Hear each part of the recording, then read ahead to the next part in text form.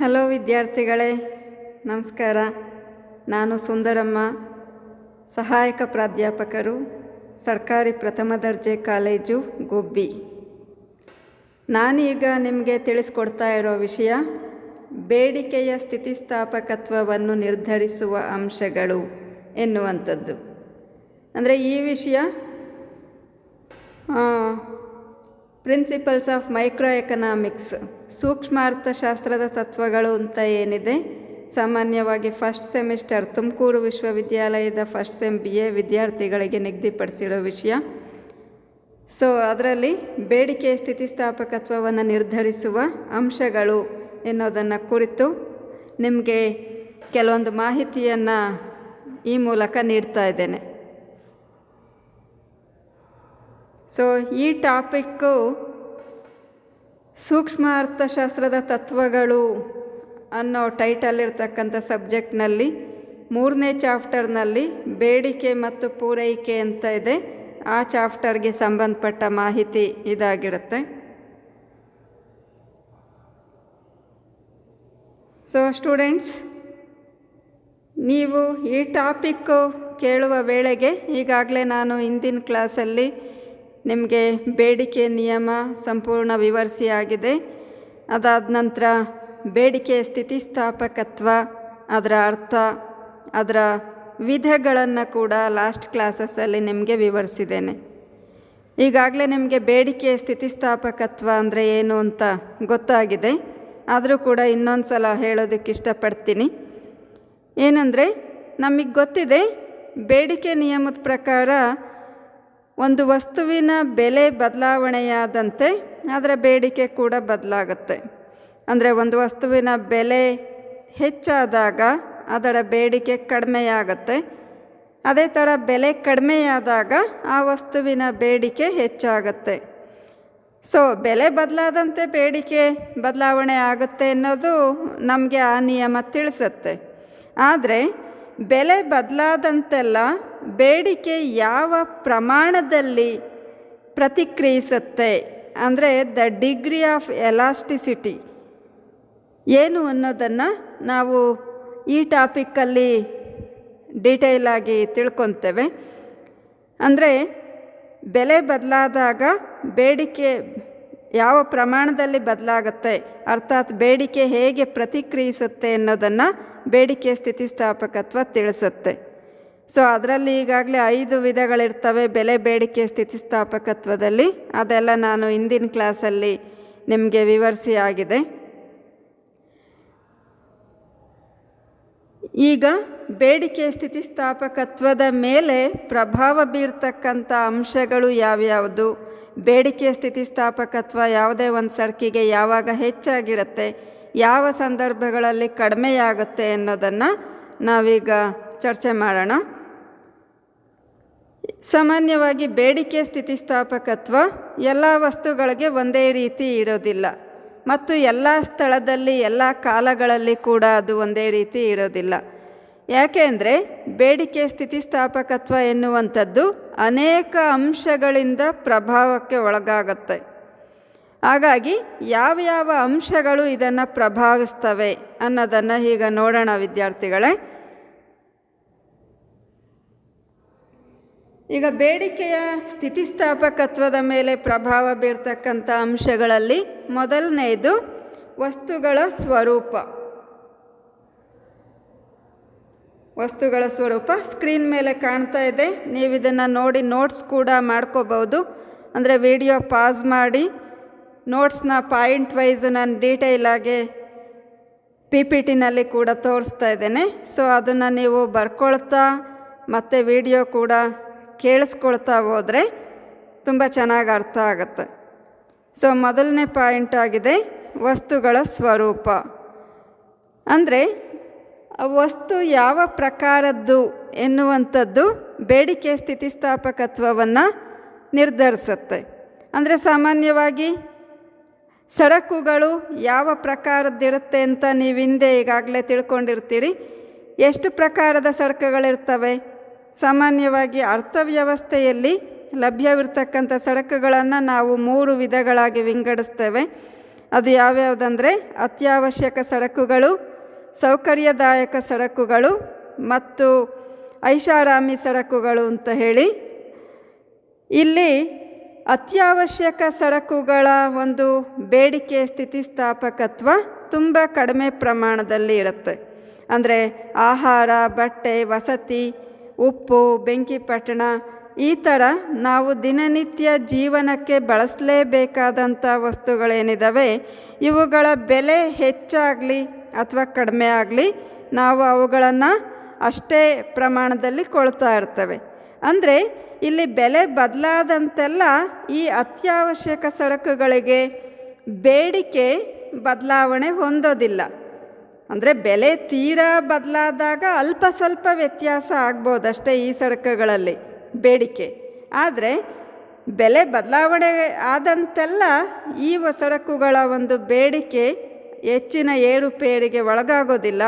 ಹಾಗಾಗಿ ನಾವಿಲ್ಲಿ ಇದನ್ನು ಬೇಡಿಕೆ ಅಸ್ಥಿತಿಸ್ಥಾಪಕತ್ವವನ್ನು ಹೊಂದಿರುತ್ತೆ ಅಥವಾ ತುಂಬ ಕಡಿಮೆ ಸ್ಥಿತಿಸ್ಥಾಪಕತ್ವವನ್ನು ಹೊಂದಿರುತ್ತೆ ಅಂತ ಹೇಳ್ಬೋದು.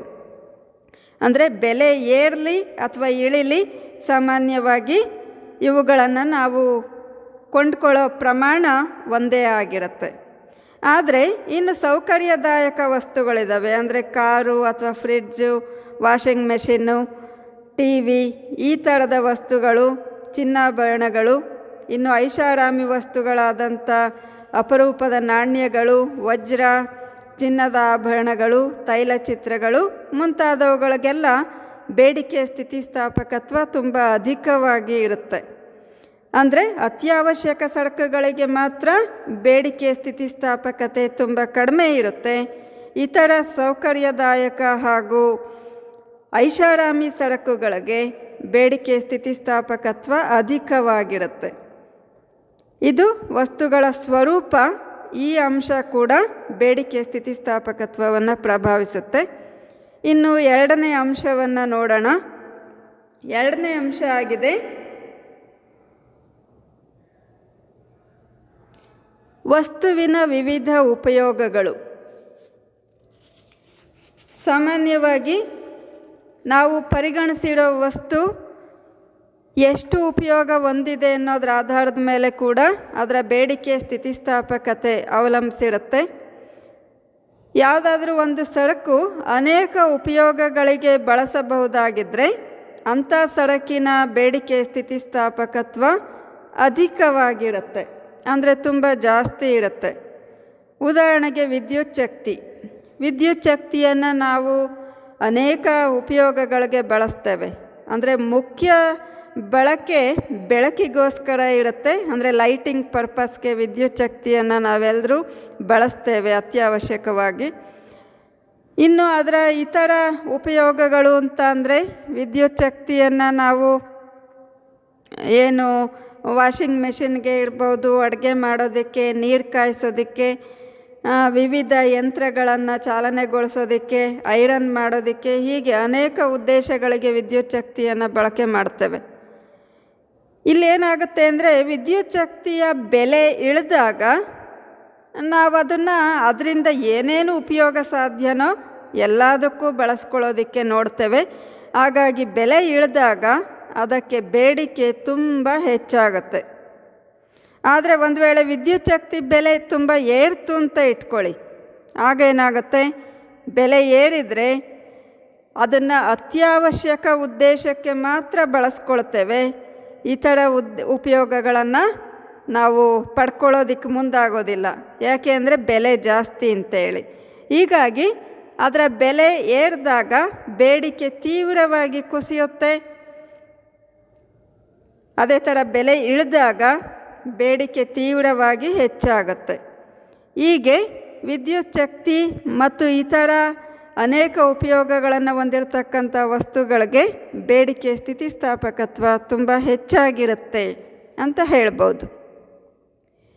ಮುಂದಿನ ಅಂಶ ಆಗಿದೆ ಬದಲಿ ವಸ್ತುಗಳ ಲಭ್ಯತೆ. ಅಂದರೆ ಯಾವುದೇ ಒಂದು ವಸ್ತುವಿಗೆ ಇತರ ಬದಲಿ ವಸ್ತುಗಳು ಲಭ್ಯ ಇದ್ದಾವೆಯೇ ಅಥವಾ ಇಲ್ಲವೇ ಎನ್ನುವಂಥ ಅಂಶ ಕೂಡ ಬೇಡಿಕೆ ಸ್ಥಿತಿಸ್ಥಾಪಕತ್ವವನ್ನು ನಿರ್ಧರಿಸುತ್ತೆ. ಒಂದು ವಸ್ತುವಿಗೆ ಅನೇಕ ಬದಲಿ ವಸ್ತುಗಳು ಲಭ್ಯ ಇದ್ದಲ್ಲಿ ಅದಕ್ಕೆ ಬೇಡಿಕೆ ಸ್ಥಿತಿಸ್ಥಾಪಕತ್ವ ತುಂಬ ಹೆಚ್ಚಾಗಿರುತ್ತೆ. ಆದರೆ ಬದಲಿ ವಸ್ತುಗಳು ಲಭ್ಯವಿಲ್ಲದೇ ಇದ್ದ ಪಕ್ಷದಲ್ಲಿ ಅದರ ಬೇಡಿಕೆ ಸ್ಥಿತಿಸ್ಥಾಪಕತೆ ಕಡಿಮೆ ಇರುತ್ತೆ.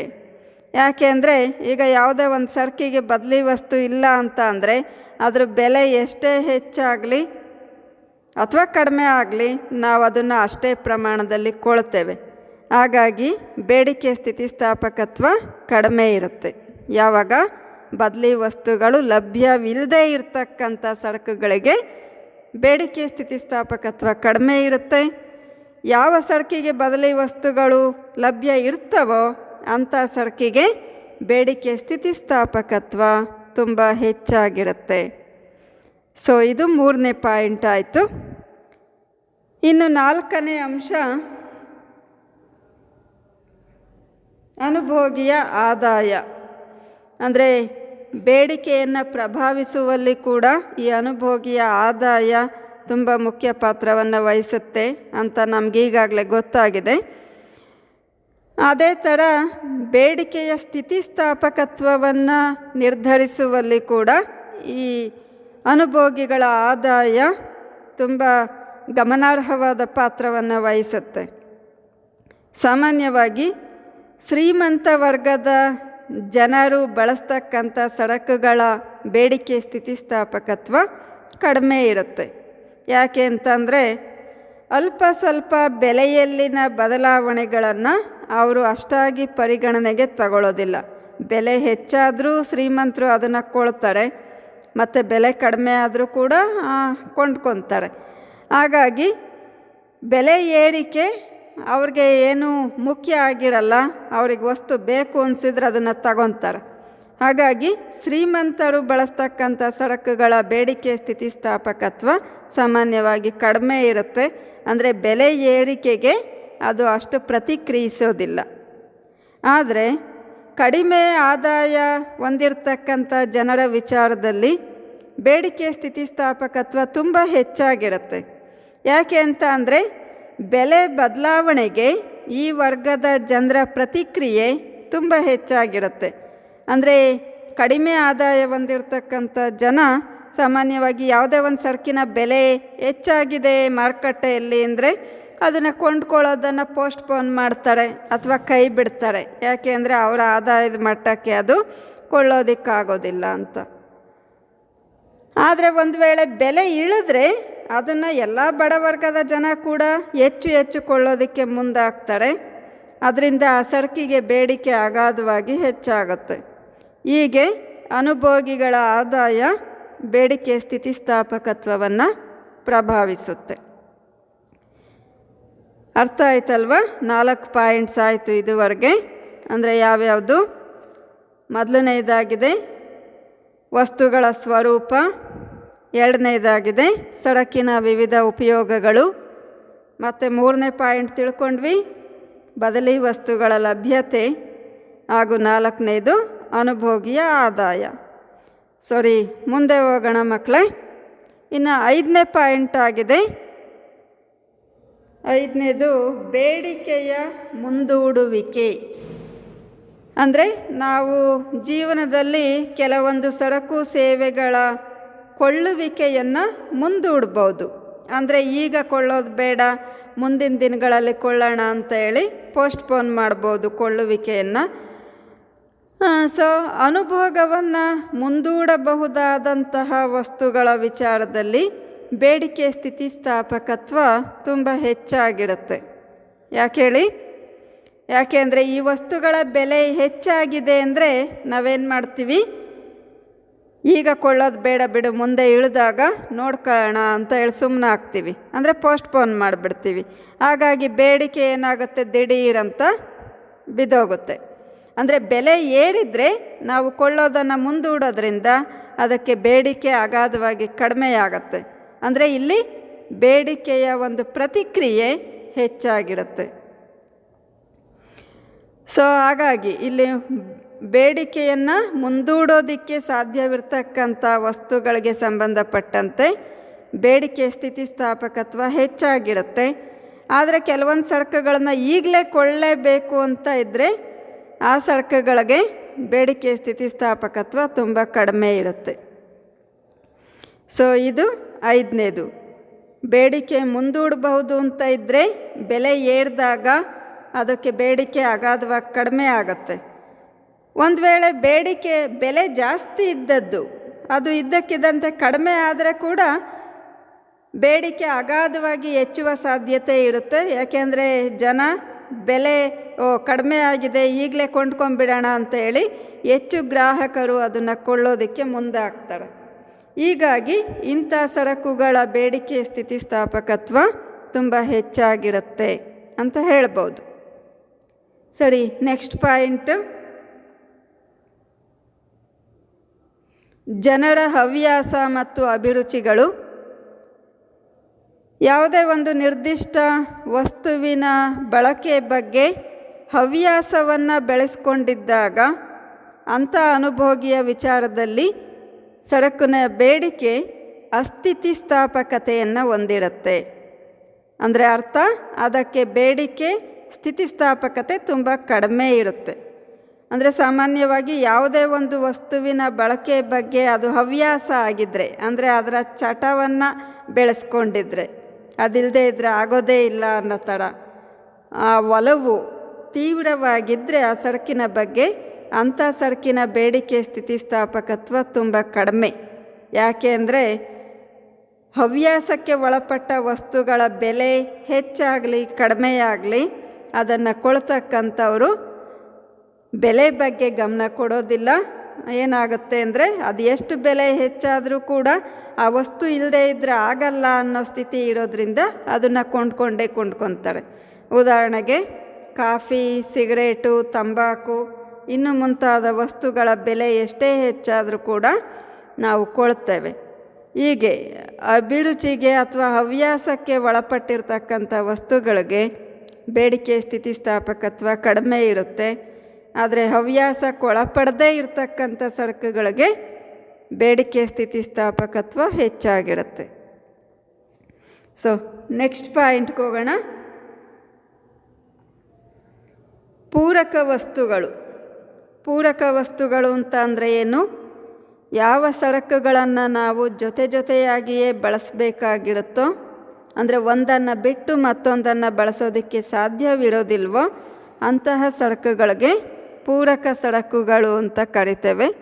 ಅಂದರೆ ಒಂದರ ಜೊತೆಗೆ ಮತ್ತೊಂದನ್ನು ಬಳಸಬೇಕಾಗತ್ತೆ. ಅಂಥ ಸರಕುಗಳನ್ನ ಒಂದರ ಜೊತೆಗೆ ಮತ್ತೊಂದನ್ನು ಕೊಳ್ಳಲೇಬೇಕಾಗತ್ತೆ. ಉದಾಹರಣೆಗೆ ಪೆನ್ನು ಮತ್ತು ನೋಟ್ಬುಕ್ಕು, ಕಾರು ಮತ್ತು ಪೆಟ್ರೋಲು, ಈ ಥರ ಸಕ್ಕರೆ ಮತ್ತು ಕಾಫಿ ಅಥವಾ ಟೀ. ಕಾಫಿ ಮತ್ತು ಟೀ ಬದಲಿ ವಸ್ತುಗಳು, ಆದರೆ ಸಕ್ಕರೆ ಮತ್ತು ಕಾಫಿ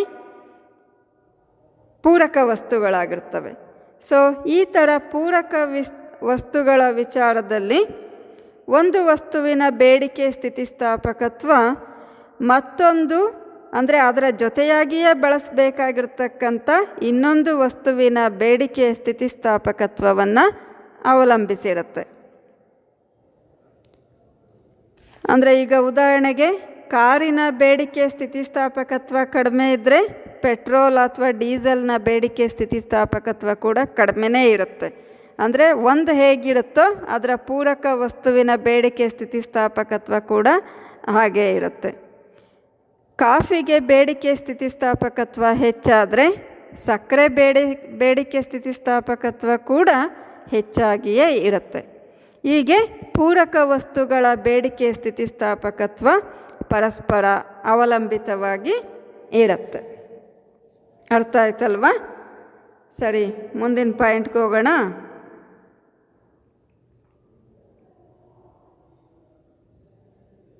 ಈಗ ಬೇಡಿಕೆ ಸ್ಥಿತಿಸ್ಥಾಪಕತ್ವವನ್ನು ಪ್ರಭಾವಿಸುವ ಮತ್ತೊಂದು ಅಂಶ ವಸ್ತುವಿನ ಮೇಲೆ ಖರ್ಚು ಮಾಡುವ ಹಣದ ಮೊತ್ತ. ಅಂದರೆ ಯಾವುದೇ ಒಂದು ಸರಕಿನ ಮೇಲೆ ಎಷ್ಟು ಪ್ರಮಾಣದ ಆದಾಯವನ್ನು ಖರ್ಚು ಮಾಡಲಾಗ್ತಾ ಇದೆ ಅನ್ನೋದರಿಂದ ಕೂಡ ಬೇಡಿಕೆ ಸ್ಥಿತಿಸ್ಥಾಪಕತ್ವ ಪ್ರಭಾವಿಸಲ್ಪಡುತ್ತೆ. ಅಂದರೆ ಅನುಭೋಗಿ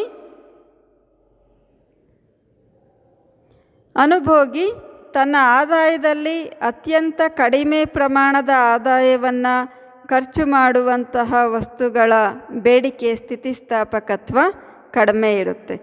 ಅಂದರೆ ಅನುಭೋಗಿ ತಾನು ಗಳಿಸೋ ಆದಾಯದಲ್ಲಿ ಅತ್ಯಂತ ಕಡಿಮೆ ಮೊತ್ತದ ಹಣವನ್ನು, ಕಡಿಮೆ ಪ್ರಮಾಣದ ಆದಾಯವನ್ನು ಖರ್ಚು ಮಾಡ್ತಕ್ಕಂಥ ವಸ್ತುಗಳ ಬೇಡಿಕೆ ಕಡಿಮೆ ಸ್ಥಿತಿಸ್ಥಾಪಕತೆಯನ್ನು ಹೊಂದಿರುತ್ತೆ. ಉದಾಹರಣೆಗೆ ಕೆಲವೊಂದು ಅತ್ಯವಶ್ಯಕ ಸರಕುಗಳಾದಂಥ ಉಪ್ಪು, ಬೆಂಕಿಪಟ್ಟಣ ಅಥವಾ ಸೀಮೆ ಎಣ್ಣೆ, ಈಗ ಅದ್ರ ಬಳಕೆ ಕಡಿಮೆಯಾಗಿದೆ. ಹೀಗೆ ಮನೆಯಲ್ಲಿ ಬಳಸ್ತಕ್ಕಂಥ ಕೆಲವೊಂದು ದಿನಸಿ ವಸ್ತುಗಳು, ಇವಕ್ಕೆಲ್ಲ ತಾನು ಗಳಿಸೋ ಆದಾಯದಲ್ಲಿ ಕಡಿಮೆ ಮೊತ್ತ ಖರ್ಚಾಗುತ್ತೆ. ಸೊ ಇಂಥ ಸರಕುಗಳ ಬೇಡಿಕೆ ಸ್ಥಿತಿಸ್ಥಾಪಕತ್ವ ತುಂಬ ಕಡಿಮೆ ಇರುತ್ತೆ.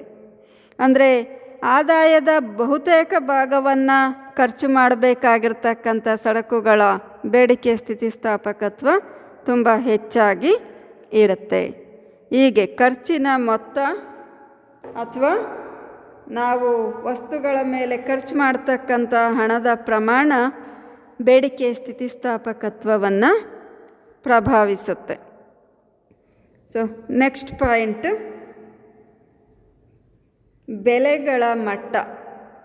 ಅಂದರೆ ಆರ್ಥಿಕ ವ್ಯವಸ್ಥೆಯಲ್ಲಿ ಬೆಲೆಗಳ ಮಟ್ಟ ಹೇಗಿದೆ, ಎಲ್ಲ ಸರಕು ಸೇವೆಗಳಿಗೆ ಬೆಲೆ ಏರ್ತಾ ಇದೆಯಾ ಅಥವಾ ಕಡಿಮೆ ಇದೆಯಾ ಅನ್ನೋದು ಕೂಡ ಬೇಡಿಕೆ ಸ್ಥಿತಿಸ್ಥಾಪಕತ್ವವನ್ನು ಪ್ರಭಾವಿಸುತ್ತೆ.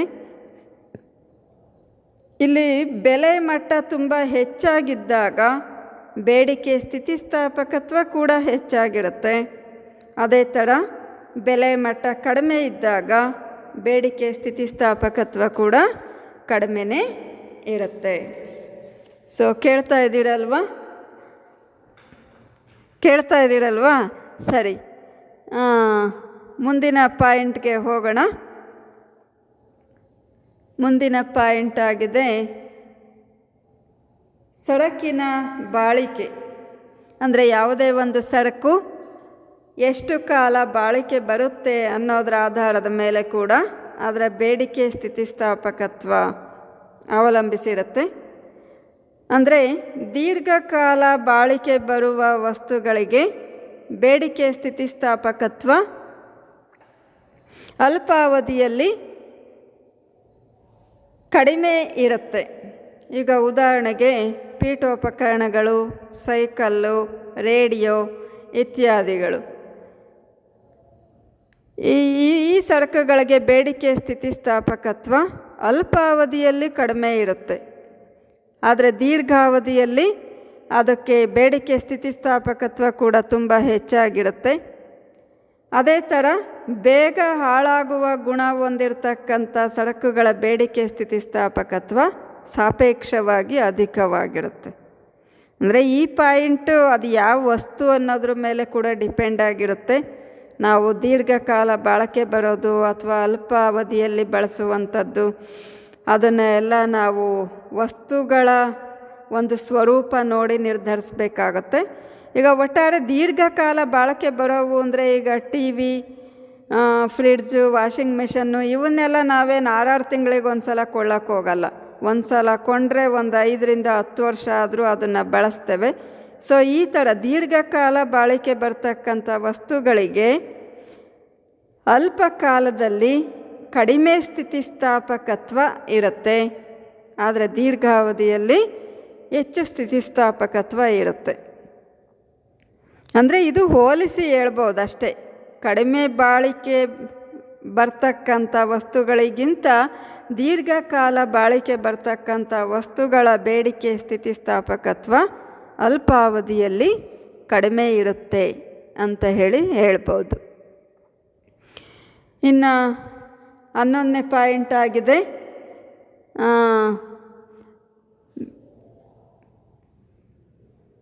ಕಾಲದ ಅಂಶ ಅಥವಾ ಸಮಯದ ವ್ಯಾಪ್ತಿ ಅಂತಲೂ ಹೇಳ್ಬೋದು. Extent of time. ಅಂದರೆ ಸಾಮಾನ್ಯವಾಗಿ ಅಲ್ಪಾವಧಿ ಮತ್ತು ದೀರ್ಘಾವಧಿ ಅಂತ ನಾವು ಹೇಳ್ತೇವೆ. ಅಲ್ಪಾವಧಿಯಲ್ಲಿ ಬೇಡಿಕೆ ಕಡಿಮೆ ಸ್ಥಿತಿಸ್ಥಾಪಕತ್ವದಿಂದ ಕೂಡಿರುತ್ತೆ. ಅದೇ ಥರ ದೀರ್ಘಾವಧಿಯಲ್ಲಿ ಅಧಿಕ ಸ್ಥಿತಿಸ್ಥಾಪಕತ್ವದಿಂದ ಕೂಡಿರುತ್ತೆ. ಅಂದರೆ ಅಲ್ಪಾವಧಿಯಲ್ಲಿ ಕೊಳ್ತಕ್ಕಂಥ ಸರಕುಗಳ ಬೇಡಿಕೆ ಕಡಿಮೆ ಸ್ಥಿತಿಸ್ಥಾಪಕತ್ವವನ್ನು ಹೊಂದಿರುತ್ತೆ. ದೀರ್ಘಾವಧಿಯಲ್ಲಿ ಹೆಚ್ಚು ಸ್ಥಿತಿಸ್ಥಾಪಕತ್ವವನ್ನು ಹೊಂದಿರುತ್ತೆ ಅಂತ ಹೇಳಲಾಗಿದೆ. ಇನ್ನು ಲಾಸ್ಟ್ ಪಾಯಿಂಟ್ ಆಗಿದೆ ಬೇಡಿಕೆಯ ಪುನರಾವರ್ತನೆ. ಅಂದರೆ ನಾವು ಕೆಲವೊಂದು ಸರಕುಗಳನ್ನು ಮತ್ತೆ ಪ್ರತಿನಿತ್ಯವೂ ಕೊಳ್ತಾನೇ ಇರಬೇಕಾಗತ್ತೆ.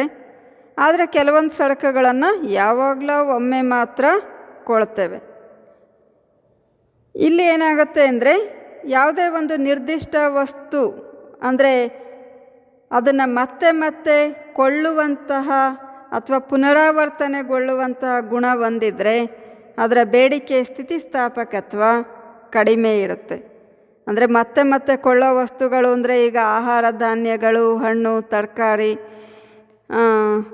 ಈ ಥರದ ವಸ್ತುಗಳು ನಾವು ದಿನನಿತ್ಯವೂ ಮತ್ತೆ ಕೊಳ್ಳಬೇಕಾಗತ್ತೆ. ಸೊ ಇವುಗಳ ಬೇಡಿಕೆ ಕಡಿಮೆ ಸ್ಥಿತಿಸ್ಥಾಪಕತ್ವವನ್ನು ಹೊಂದಿರುತ್ತೆ. ಅಂದರೆ ಬೆಲೆ ಹೆಚ್ಚಾದರೂ ಕಡಿಮೆ ಆದರೂ ನಾವು ಅದನ್ನು ಕೊಳ್ಳಲೇಬೇಕಾಗತ್ತೆ.